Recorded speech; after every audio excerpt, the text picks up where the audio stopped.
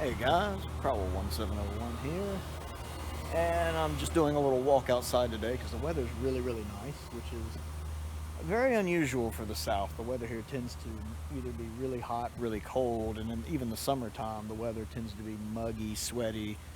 It sucks. So, since I actually have a really nice day in December, the weather here is bipolar. That's the best way to describe it. I thought I'd do some walking today, and plus maybe change up the video format a little bit. I don't know, keep things interesting. And today we're going to talk about 5 Peter Capaldi stories that I think are just really rewatchable. Ones I personally like to go back and rewatch. I think with consistency, just some good stories. And one of the ones I want to talk about is Thin Ice. I love Thin Ice. It's my second favorite Capaldi story. I love Doctor Who, especially in the modern series, when they go to the past a lot. I really think they do the past really well. And the location work and the sets, and everything looks good here. I mean, you feel like you're actually there in that time period. And I love the look of the episode. I really enjoy watching Bill and the Doctor's relationship kind of grow here as Bill kind of learns more about him, that he's seen people die, that he's caused deaths, and his response to that. Capaldi's not like Tennant. He's not as outwardly emotional as Tennant is. He holds more of that in. You can still see it, but he holds considerably more of that inside.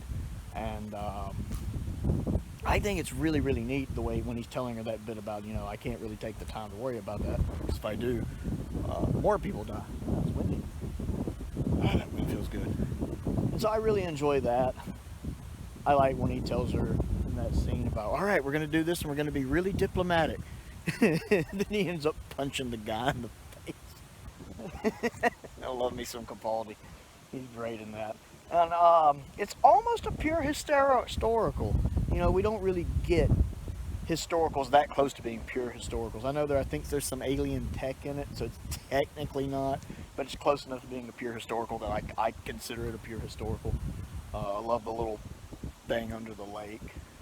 It's a good episode. Plus we see that one kid get killed where you just see his hand sticking out of the ice holding the sonic screwdriver. That's pretty dark. I like when Doctor Who remembers it can be dark. So that's a really good one. Another one I want to talk about is Smile. I really like Smile. Smile is, I get it's not necessarily top tier Doctor Who, but it's a lot of fun. It really is. Well, I don't know if fun's the right word, but I enjoy Smile. It's a neat little spin on that. They actually did an emoji episode and made it work. That's a good way to put it. You wouldn't think that would work, but it's fun. It's an interesting concept, and I love when a machine goes wrong, so to speak. And it's not the machine's fault. It's just because the machine only knows what it's programmed to know. A machine is the Fourth Doctor says in Robot, a very clever idiot or something like that, a very smart idiot. It only knows what you tell it, but how it interprets what you tell it might not be what you intended. So they're just doing what they were programmed to do, and it just had side effects because nobody thought of that eventuality possibly happening. I love stuff like that. Same thing with the robots in Deep Breath and the robots in The Girl in the Fireplace. I like stuff like that, when something happens just because they fulfill their programming in a very unforeseen way. Yeah, I actually really enjoy Smile, and the idea that the nanites became the city, so you're actually surrounded by the enemy. The city you're walking on is part of the enemy. I find that pretty fascinating. Next on the list is the Mummy on the Orient Express. I like when a doctor takes kind of a familiar monster, or a monster maybe from literature, and puts its own kind of Doctor Who spin on it. Like this, of course, is doing it with the Mummy in the Orient Express, or I should say, it's doing it with the Mummy, the classic villain, the Mummy, and it's putting its own little Doctor Who spin on it. First off, I just like the episode. The Mummy looks really cool. I really like Capaldi and Jenna are good in this. Of course, they're having their own issues as a result of Kill the Moon, which is fair because I still have issues with Kill the Moon myself. So that's interesting to see. Oh, my glasses. So that's this is fun. I'm enjoying this. I'm enjoying that. I love the countdown thing, the little 60-second aspect when you see the clock setting and ticking down in the corner. I think that's really neat and adds to it. It really adds to the sense of urgency when the scenes are happening as you're seeing these people get killed off one by one. And I love their very realistic reactions. Like, I like the one guy who, you know, Capaldi knows he's going to die. The guy knows he's going to die. And he's like, tell me everything. Give me details so I can save the next person. And the guy tries at first. You know, he's doing this and doing. Then he kind of panics at the end. He's like, I'm going to bargain for my life. That's a very realistic response to that situation of trying to help, trying to logically help. But then, you know, you don't want to die. So you panic. You know, self-preservation kicks in. And I found that fascinating. Plus, I just love Capaldi in this episode. I've talked before about I have a lot of issues with Series 8 Capaldi, but he really shines in this one. This is probably my favorite episode of Series 8. Yeah, definitely my favorite episode of Series 8. And part of that is him. I love when he has it coming after him, and he's like, hello, I will be your victim for this evening. Are you my mommy? I love that. He really feels like the Doctor there.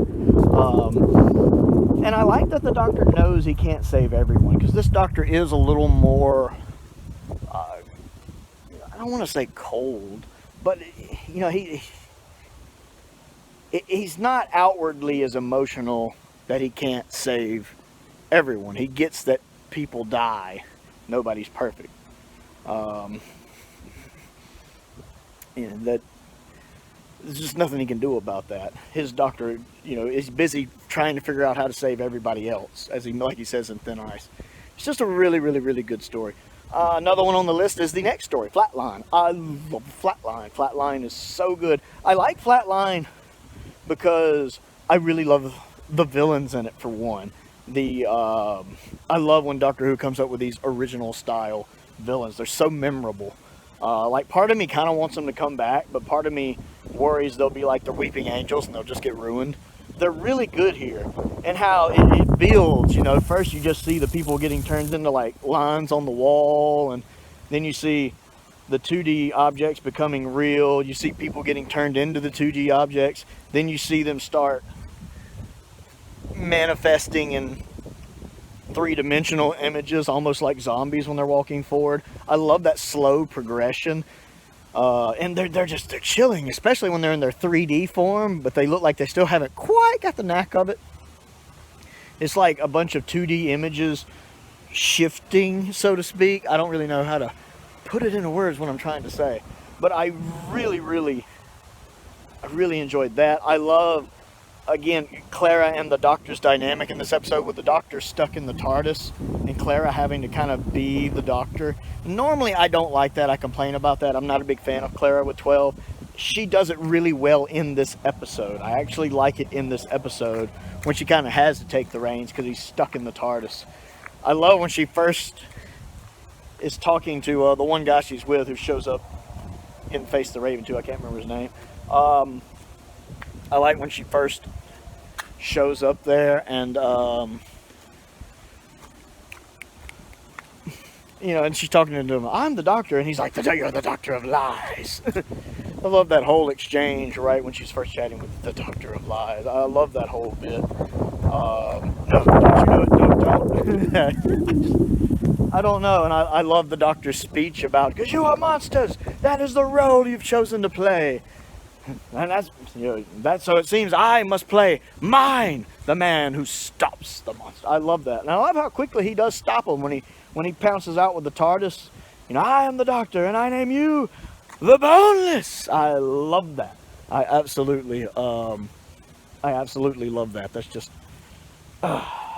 more of Capaldi just being absolutely amazing, which I enjoy. So yeah, that's easily the two strongest stories I think of Series 8. Let's see. I'm trying to remember the other one on the list, because I wasn't going to say Heaven Sent, because as much as I love Heaven Sent, you know, everybody already knows Heaven Sent. So I was kind of focusing on some of the others. Deep Breath I have actually found very rewatchable. Deep Breath's an interesting one because every time I go back and watch Deep Breath, I seem to appreciate it more and more and more, if that actually makes sense. I don't know, because the first time I watched it in theater, actually, I liked it, but I wasn't in love with it. And as I've watched it more and more, it's grown on me. Plus that cameo at the end kind of helps a bit. But I have developed a pretty strong appreciation for the story, to be honest. So I do want to give a good shout out to Deep Breath. I'm trying to remember. I can't remember everything that's on the list. I should have brought my notebook with me, but I felt silly walking around with my notebook. That's my memory, folks. I can't remember 5 things on the list. Give me a minute. Was the very first one I put on the list, so naturally I remember it last. That's Robots of Sherwood. This is another one, much like Deep Breath. It's really grown on me. I didn't actually care for this one the first time I watched it. It just didn't really do a lot for me. It's grown on me a lot in the meantime. It really has grown on me a lot. Yeah, Robots of Sherwood is a lot of fun. I love Capaldi in this one, especially being this early in his run. He is so much fun. He acts so childish. It's interesting because Capaldi is that kind of darker, adult, old man, grumpy, grown, Hartnell type doctor, but he's so childish in this episode, which is completely at odds with that. I just love that him and Robin Hood have this kind of alpha male butting heads going that it just amuses me. I love when they have the archery contest and the doctor gets fed up and just blows it up with a sonic screwdriver. And then when they're chained up together and they're just arguing like children. Old. Well, if you want to see who lasts the longest, we'll see who wins. You'll find I have a genetic advantage. And I like how Clara just treats both of them like children. And I really enjoy Clara in this episode. As much as I don't like Clara with Capaldi, she really does have episodes where she shines. And I just love her at this because she seems so just over both of them and fed up with both of them. And I'm absolutely there for it. It's absolutely hilarious. So yeah, I get a kick out of that. I love finding out at the end who that other woman we see throughout the episode is. Finding out that it's Marion. That was really nice. I didn't see that coming either. I'm sure some people did, but I didn't catch it. I love at the end that Robin found her. That was really nice. Loved the little shot of Troughton in it when it was showing previous Robin Hood stuff from history. There was a shot of Troughton as Robin Hood. Put a smile on my face when I saw it. But it's a fun adventure. I like when the doctor doesn't think it's real and he's scanning everybody. Because if you are real, you'll be dead in 6 months. And then he brings that up again. Something or another of a lifetime, or in some of our cases, 6 months. I don't know. It's fun. It's a fun episode. I love when the doctor's like, and this, I am the doctor, and this is my spoon. And he fights Robin Hood with a spoon and wins. I don't know. It's just absolutely hilarious. So yeah, that's 5 12th Doctor stories that I find just very rewatchable, that I always enjoy going back and giving another watch. I'm not saying they're the best 5. They're just 5 that I like to go back into. I like to go back to and rewatch. They're really, really fun. So I'd like to know what you think of these stories and what you think of a nice change of setting. The weather's fantastic today. Hard to believe it's December. So let me know down below. I always enjoy hearing from you guys. Other things to do, click the like button, click the subscribe button, click the bell for notifications so you never miss out on another video. I am trying to grow the channel. I am just crossed over 600 subscribers recently, trying to hit 1,000. So if you like what I do and haven't subscribed yet, I'd really appreciate that. I also have a Patreon if you like what I do and would like to contribute to what I do. There is a link to my Patreon down in the description below. And I would really appreciate you checking that out. I just recently got a new patron, the 5th Doctor. Really, really appreciate him joining. He joined at my top tier level. He's got some video requests I owe him if there's anything he wants me to talk about on the channel. Oh yes, there are. A couple other things. One, If you do want to become one of my patrons, there are exclusive perks you get, voting in polls. There's going to be exclusive, I'm starting to do exclusive reviews for my patrons. Like right now there's a poll going on voting for which classic series story I will do a review on. That's a patron exclusive. And a poll for which 10th Doctor story I'll be doing a review on, which is also going to be a patron exclusive. Oop, I think this is my stop over here. So if that's something you would be interested in, there's also behind the scenes stuff there. Fun little stories. Sometimes just stuff me showing off some of my collectibles in the background. If that's something that might interest you, check that out. Most importantly though, thank you for watching.